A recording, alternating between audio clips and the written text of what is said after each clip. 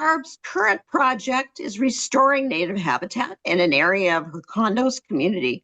She'll talk about Homegrown National Park's goal to replace half of the green lawns in the U.S. with native plants to restore ecosystem services and the steps that all of us can take to shrink our lawn and restore native habitat. Welcome, Barb. Thank you. Thank you very much. I'm happy to be here. I was very active in Olympia's climate action groups in the community. I managed 4 climate action conventions. Some of you may have attended those. And I took online courses through Harvard Extension School. And in my classes, I focused on climate change in my grad projects. We moved to Woodinville in 2002 so that we could live closer to our kids and grandkids. Now, on the right is a photo of the project we're working on. We live in a condominium complex, and this is the drainage system that drains water from the streets into the manage the stormwater. And we're removing invasive blackberries, which you can see there aren't very many left in this area. And we're restoring native habitats. Now, we call this the pond park.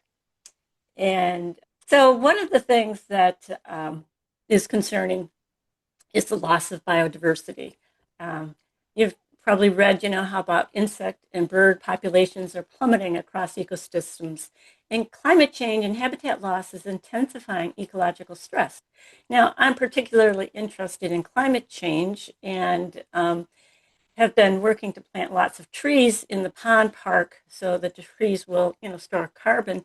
And also, our property is adjacent to Route 522, which can be kind of noisy, and I want more trees to block out the sound.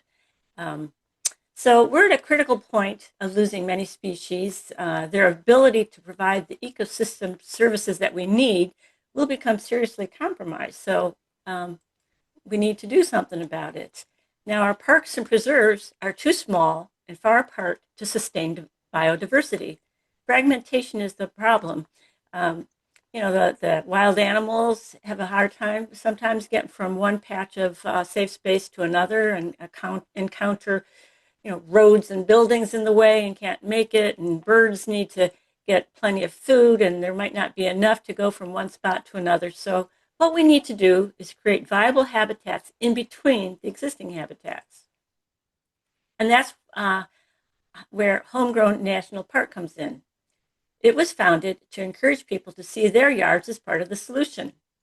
It's a science-based, grassroots call to action to regenerate biodiversity and ecosystem function. There are more than 40 million acres of lawn nationwide, and they degrade local ecosystems, they don't support biodiversity, and they use up a lot of resources. Homegrown National Park's goal is to replace half of the green lawns in the U.S. with native plantings, resulting in 20 million acres of homegrown national parks. Dr. Doug Tallamy is the co-founder. He's a professor in the Department of Entomology and Wildlife Ecology at the University of Delaware. He's written numerous books, which include Bringing Nature Home and Nature's Best Hope. Now, I've attended several of his lectures online, and he is having one in Bellevue in February. So I'm excited to attend in person, to see him in person. And it's being sponsored by the Bellevue Botanical Garden Society, so you can, look them up and get the details. Now, to sustain life on Earth, our landscapes must provide essential ecological services that support wildlife food webs, support pollinators, protect and manage the watershed, and build soil and sequester carbon. These are 6 steps that Homegrown National Park outlines to restore habitat where we live. Now, I'm going to go through each one of these. Shrink the lawn. There is way too much turf grass. It's the largest irrigated crop. It uses 9 billion gallons of water each day during the summer, 200 million gallons of gasoline, and uses 80 million pounds of pesticides each year. So to shrink the lawn, to restore biodiversity, lawn is the low-hanging fruit. We can limit grass to useful places such as pathways or places where the kids can play. This frees up space for beneficial plants that support birds, bees, and butterflies. And removing lawn under the trees where soft landings are needed is very helpful to all the critters that need these places. Plus, not mowing is better for the trees. So an easy way to shrink the lawn is using cardboard. This is a low-cost method, and when I lived in Olympia, I shrunk a lot of the lawn with cardboard, and I put leaves on it. But I did have a little problem with raccoons. They like to tear up the cardboard and look for grubs or whatever underneath, so I had to put rocks and heavy things all around to keep them from digging it up.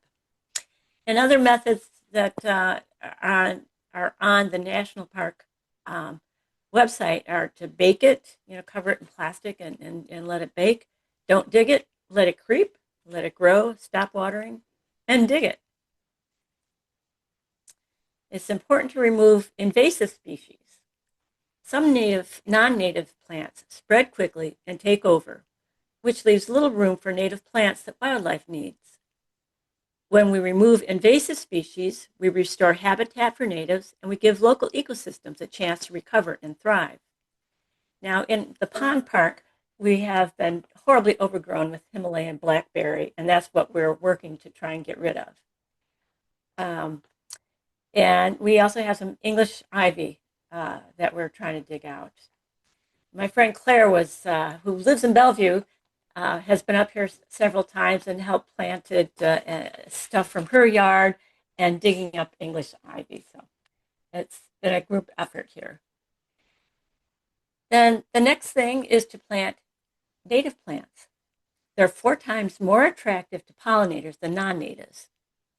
Keystone genera are native plants that are extra important for feeding insects, birds, and other wildlife. They're necessary for many wildlife species to complete their life cycle. 90% of the insects that support local food webs can only develop on plants they share an evolutionary history with. Now, the Oregon white oak, or Gary oak, is a keystone plant, and I've planted about 4 of those in the pond park. Now, if you want to know where to find keystone plants, what plants to plant in our area, you can go to Audubon's website and their Plants for Birds program. You can search by zip code for native plants, and that gives you the birds that they attract. Another source for learning which keystone plants go in this area is the National Wildlife Federation, their native plant finder. So it includes a number of butterfly and moth species that use them as host plants for their caterpillars. So you go to their website and you search for by zip code, and then when you come to a plant you want to know more information about, such as the oak, you click on the oak, and then you get all this other information in the lower part of the slide on the right. And 200 species of butterflies and moths use this as a caterpillar host. Now, this is the search that I did for my zip code here in Woodinville. So plant native flowers, grasses, or ground covers under trees and let the leaves stay to create soft landings under trees. Soft landings give insects a safe place to live, and they help birds feed their young, and they support healthy soil. More than 90% of the caterpillars that develop on trees drop to the ground, and they pupate within the duff on the ground, or within chambers they form underground. So keystone plants are essential. They support the most caterpillars. And caterpillars are the most nutritious bird food available. They make up 87% of a chick's diet. It takes 6,000 to 9,000 caterpillars to get one clutch of baby birds to the point where they leave the nest.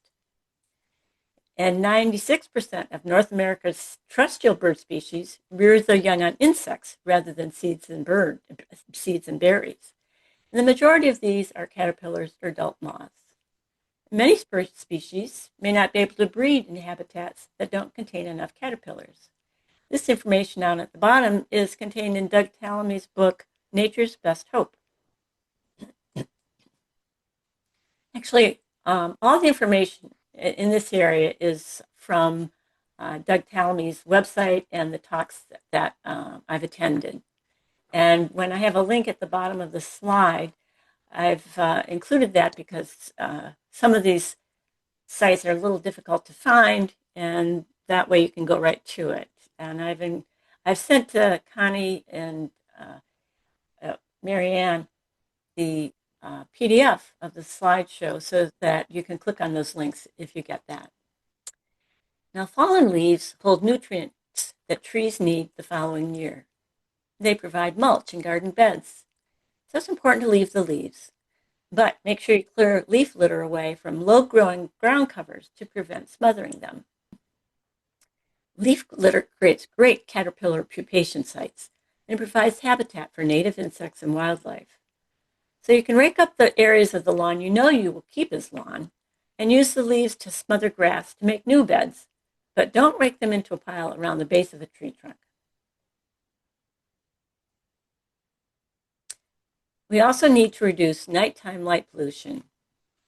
Porch and security lights are major causes of insect decline. So you can reduce nighttime light pollution by turning off lights at night, use motion sensors on security lights, and replace white bulbs with yellow LED bulbs. Yellow wavelengths are least attractive to nocturnal insects. So now I'm going to talk about my Homegrown National Park here in Woodinville. It's a condominium complex with 51 units on around 6 acres of land. And the stormwater system is a third of an acre. So on the lower left, you can see the overview of the complex. I live in the little blue dot on the map.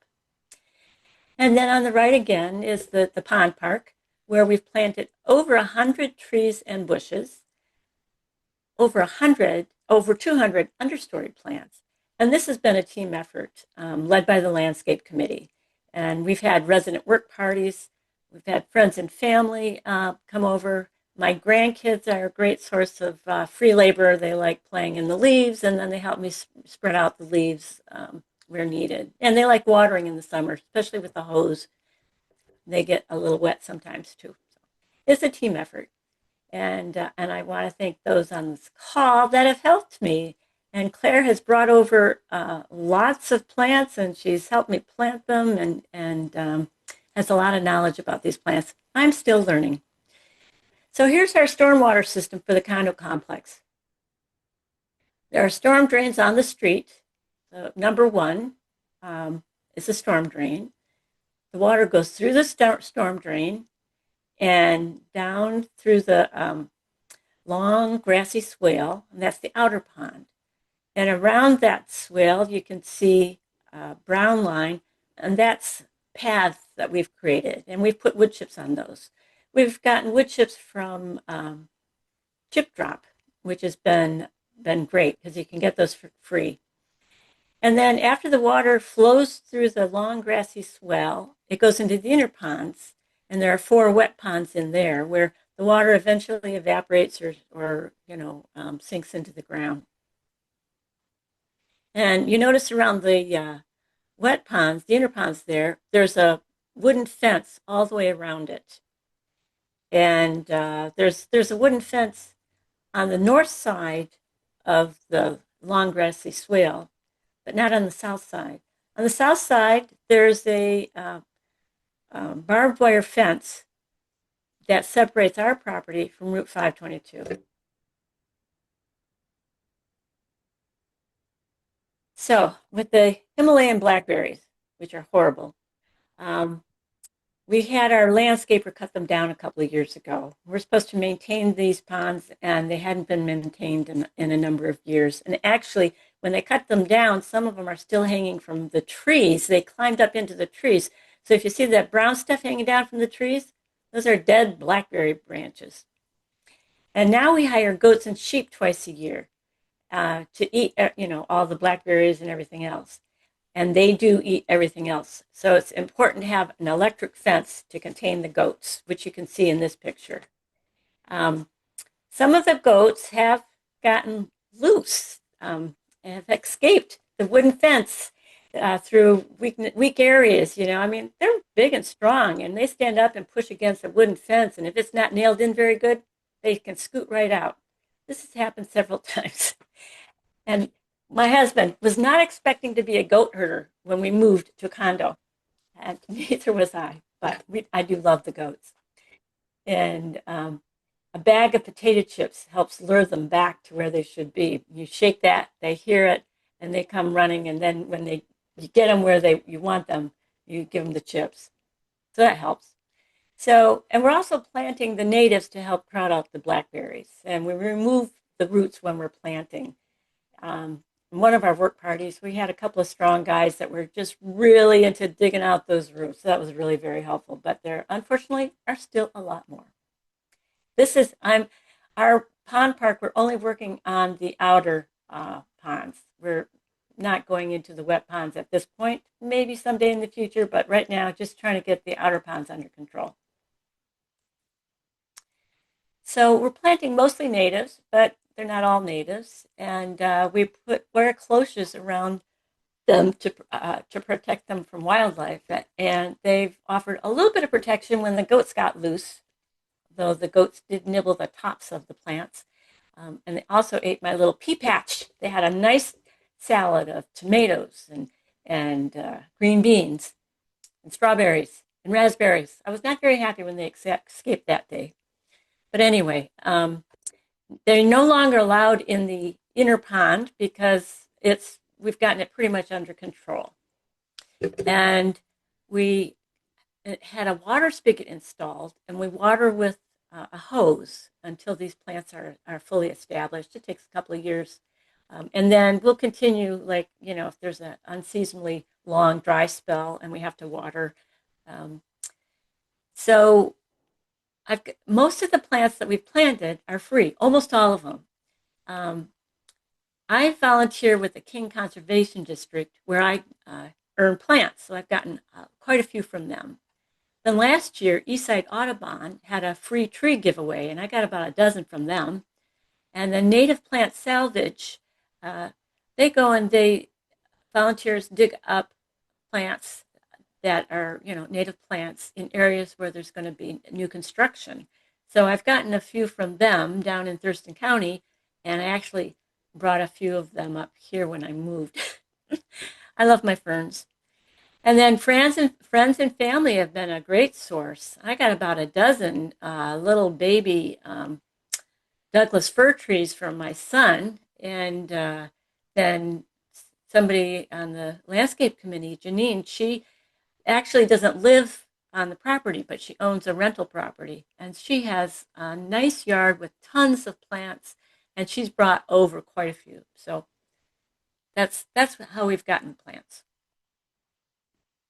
Now this is 2 years later after planting all those other plants, and I have white flags on them to indicate which ones, I've named them, and then to make sure those are the ones that get watered. And you can see the path on the left.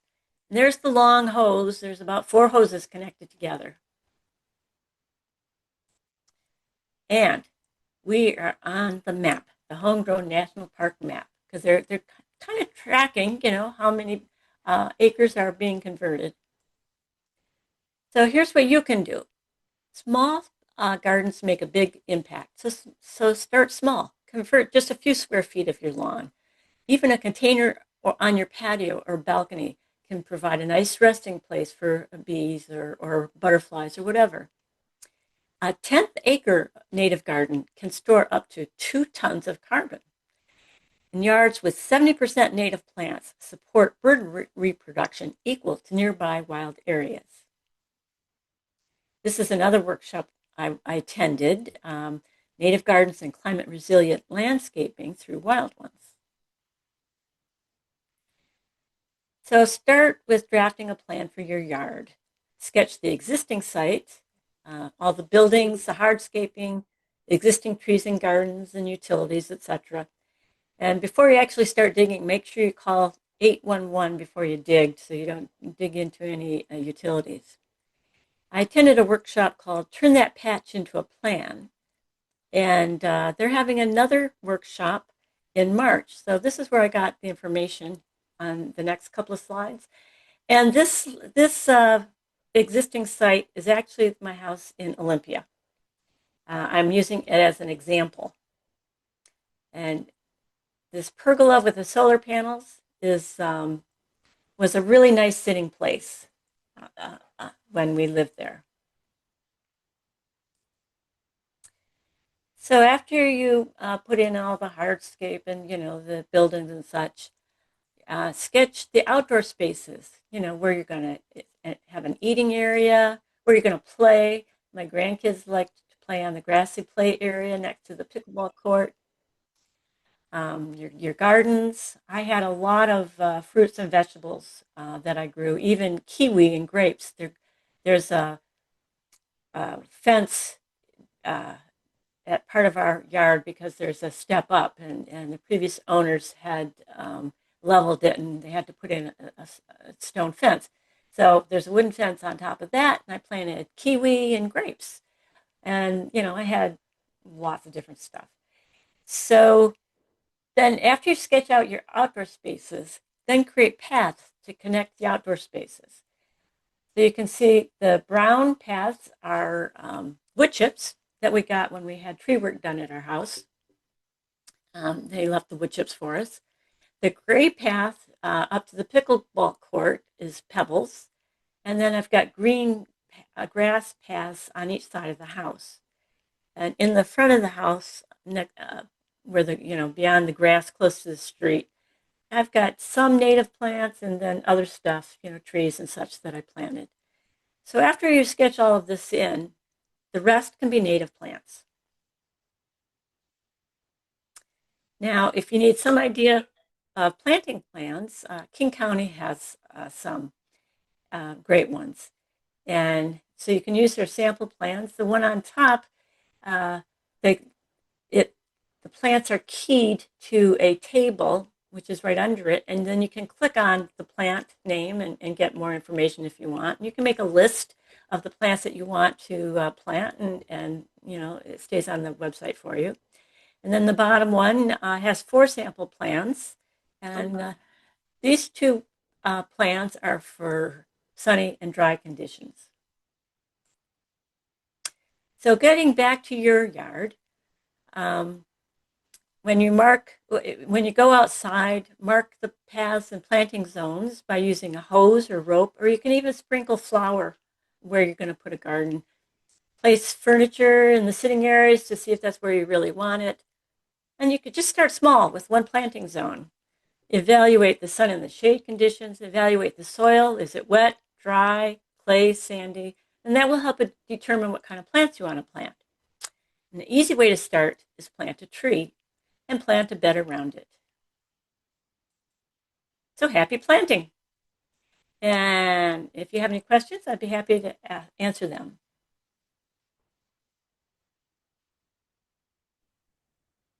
You want me to stop sharing my screen? Yeah, that's what I was going to suggest for the Q&A. And if somebody has a question about a slide, we can always go back to them. Okay. And there's my contact information. You can always write to me. Very simple. My name.com, barb@scavezzi.com. Okay, so questions.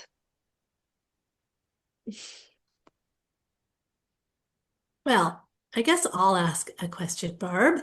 Yeah. Do you have any rain barrels? Are you capturing any rainwater? I have 1 rain barrel that somebody donated. And it doesn't collect a lot of rain. Yeah. It's not that big, but what I do is I have pots next to the rain barrel, and every now and then I go and empty the pots into the rain barrel. Okay. And then during this, but it's really not enough to plant to water the whole place. And Sure.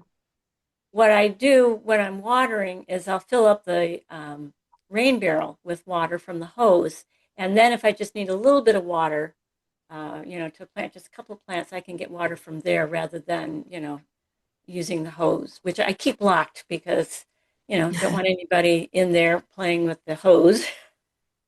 So I have one more question, or a comment. Have you heard of Florida lawns? Florida No, I haven't. lawns. What are those? So they're like clover lawns or anything that has native flowers in it, and they're a grass option. So Oh, yeah, they're an option for lawns, and yeah, so clover they're lawn? very, pardon me? Clover lawn? Is that what you said? Clover? It's no, it's called Florida lawn, Fleurde lawn. Wow. Oh, There's a company in Oregon for you Oregon folks called Pro Time Lawn Seed, and it's all native seed mix. So for the West Coast, hmm. and it's all alternatives to lawns. It's alternative seed mix, and it's for pollinators. Anyway, Excellent. yeah, I know. And so with what you're doing and the pollinators on the call, yeah, it is excellent for, you know, and clover stays green all year and it's drought tolerant. So, but there's other options. Anyway, just thought I'd Excellent. throw that in. Thank you. Yeah, We do have to maintain the grassy swale as grass to so I can't yeah. plant anything in there. And there were a lot of blackberries, and we're slowly getting rid of those. And I'm happy to let the grass just grow and weeds and everything. But my husband helps me sometimes, and he likes a neater look. So he actually went out and bought a weed trimmer to keep the Oh, grass looking neat. But that's oh just a small section of the whole thing. And if that no. makes him happy and willing Right. to cut down wood and whatever, because he's been out there with a saw and stuff. It's hard. I think that's the hardest thing for folks, and even some that are on this call, is we're so used to formal Yeah. yards, and they're the worst thing really for our pollinators and yeah, which It would, include yeah, I know they'd be better off, but maybe when the other stuff grows up and he can't see the grass as much. oh, it's a small portion. He's fine. It But is. It is. yeah, yeah. Well, I actually have a question for you, Barb. I don't know why I've never asked you this. What got you started on this? What was the very first thing that made you even think about planting natives and being more, wildlife pollinator friendly? Well, when I moved here, of course, I went through the gate to see what was back there and couldn't see anything but blackberries. And then we had them cut down. And one of the residents here, Gary, said, "Hey, if we plant plants, trees, that'll help shade out the blackberries." And I thought, "Oh, what a good idea." And then somebody else said, "Oh, we could have pea patches back there, Oh, what a great idea." And then, so I actually started creating my own little pea patch, which you really can't see in any of the pictures I had.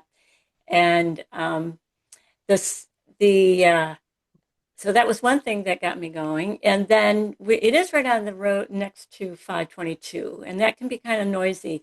And there's some areas that didn't have enough, trees. So I wanted to plant some trees to help buffer that noise.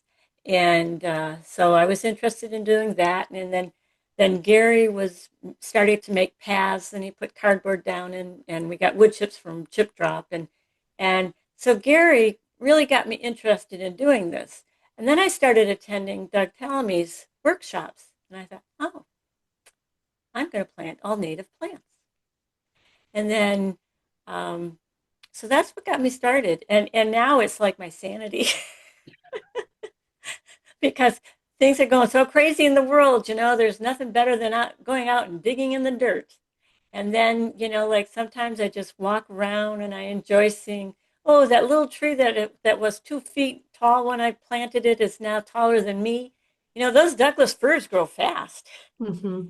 And so that's how I got started. I was really surprised to learn about the caterpillars. I didn't know that. I didn't either. Doug telling me he talks about them in every workshop I've been to, and I've been to several of his. He's Yeah, spoken for different organizations. Yeah. that's neat. Yeah, I did not know that. And they're on the ground a lot. I didn't know that. So Yes, and in one of the workshops, he was saying, don't go stepping on those caterpillars. You're going to kill them. Don't cut the lawn there. Let them have their soft landings and stay off their soft landings so you don't squish them. nice. Are you seeing a difference?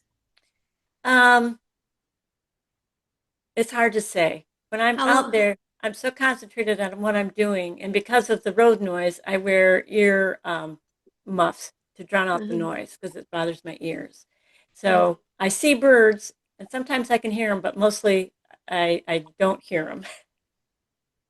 All I right. did have a crow one time trying to scoot me away.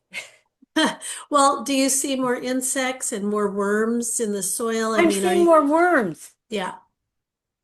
and I'm even seeing more worms in my own unit. We had our former lawn contractor was spraying poisonous stuff. Yeah. Yeah. And I started planting, not a worm in sight. Yeah. And so now I've got a new landscaper who doesn't spray that stuff. And every time I dig, there's worms. Yeah. Good. That's healthy soil. Yeah, and we have a lot of rabbits. I had a Oh. litter of rabbits in my pea patch. Oh. But Okay. yeah. Oh, we have rabbits Yeah. everywhere. Yeah. Yeah. But when I came along, the mom scooted and there was four little baby rabbits all lined up in a row. Oh. Oh. But There's got to be some more questions out there. What are some of your thoughts as you were listening to her? Yeah, besides Marianne. I mean, I just love this. So yeah. Um, oh, I somebody just needs to get always, up. Bye, I'll add Lynn. one, Bye, I'll add one Lynn. thing that I did to get rid of my lawn. I moved in and there were several beds. And I knew I wanted to get out of the lawn, get rid of the lawn, but every time I trimmed the lawn away from the beds, I just tried to take out another couple of inches. And so over the years, the beds grew, and then finally I was able just to, put down cardboard and mulch. But I just very gradually did it, so it wasn't an overwhelming task at all. I did it slowly at the Olympia house. I'd lay down some cardboard and kill some grass. And then I killed some more. And my husband kind of likes grass. And after a while, he said, I think you've killed enough grass. So I left him a little patch in the front for looks and a patch in back for the kids to play. But I want to say Claire's yard is really an inspiration. I was at her house, oh, I don't know if it was quite a year ago. We were writing postcards, and her whole yard is nothing but native plants. wow. Mm. And when she found out about what I was doing, and she came up to see what I was doing, and then she brings these plants and she helps me plant them. And you've been great, Claire. You've been an inspiration and a lot of help. Well, thank you. You're doing a great job. Thanks. I just always feel so affirmed when I hear Marianne and you talking about leaving the leaves because I never break leaves. It's and Yep. I mean naturally we're getting rid of some lawn, but you've given me some ideas of how to do it maybe a little faster. Yeah, good. And Marianne's property is an inspiration too. I was there, I don't know, a couple years ago, Marianne, where you were pulling out blackberries and planting stuff, trees and stuff. How's that going? Oh, it's still happening. The blackberries are, they kind of win occasionally, so they don't ever go away. No. But we're doing a lot of stuff and we're doing a lot of restoration, and that is key. I'm trying to plant, like you said, some trees that even bear fruit year round. There's some real good trees that do well out here. And leave the apples on the trees, year round. So Barb, this was really good. Do they give you a sign so people know what you're doing and so it's an inspiration to people in the neighborhood or that drive by, you Um, know? I would like to get a sign. I haven't yet, and Yeah. I've just joined the pollinator pathway Northwest a few months ago, and they're a great organization. They meet once a week, and they're a fun group. So maybe I'll get one of those signs because this is a pollinator pathway, but I haven't Yeah. gotten a sign yet. Yeah. Yeah.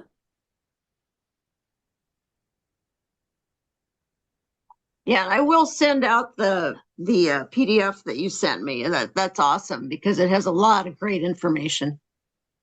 Yeah, I included a page of resources from the various websites that I included and more. And when I looked at the PDF, it looked like they were active links so that you could just link on them. Great. I had fun preparing this, by the way. Thanks for asking me. Yes, You did a great job. that was Thank you. excellent. Mm-hmm. Mm-hmm. Yeah. Any other It's lingering thoughts before we close? We don't have to stay here a full hour, of course. This is Deanna. I was just wondering, you said that there was a workshop, turn that patch into a plan. Yes. So can anybody participate in those, or do you have to be a Yeah. member or Um, something? that I attended a free one. I think the one Mhm. coming up is $30 or something. Okay. And so you just go to Design Your Wild? Yes. Okay. All right. I Okay. think that I'm not looking at my presentation right now, but whatever link I had there, go to that. Okay. And it was an hour and a half workshop. And first they talked for a bit, and then they actually had you get out pencil and paper and start drawing. Oh, uh-huh. So if you draw your site ahead of time, that speeds it up. And then and they go through, step by step how this other woman did it. And, and she added the paths and she added, this and that and the other thing. And then they have you do it. So it was a pretty good workshop. If that's the same one that's coming up, I think it probably is. Okay. All right. Thank you. You're welcome. So there's a couple of notes in the chat. Stephanie says she loves bugs and hates raking leaves, so it's a win for her. Thank you, Barb. And Pat says thank you for the great presentation. It gives me hope as I look at let's see, show with 9-inch temps here. Yeah, yeah, yeah. And then Deb, thank you. I appreciate all opportunities to learn more about pollinator conservation. Yeah, Yeah. I'm really happy to be part of the Pollinator Northwest group. Oh, yeah. Well, That's great. it's all kind of tied in, right? Oh, yeah, it's all tied in. Yeah. Very good. Well, thank you so much. Just a couple of quick notes. Remember that we now meet every other month. And so next month is the Z meeting, and they're going to be talking about women's heart health. And then in March, the speaker at our meeting is going to be Catherine Thomason with Physicians for Social Responsibility. So that'll be great. We'll give you more information on that closer to the time. But we really appreciate those of you that are here and very much appreciate Barb's expertise. It was excellent, very thorough. Well, thank you. It was very good to see you, Barb. Yeah, was. it's good to see my friend. Reminds us of our old times together. Yeah, yeah. Yeah. Well, thank you. Thank you, Connie. Thank you, Barb. Thank you for the invitation, Barb. I enjoyed it. See you Good, around. good. I'm glad you came.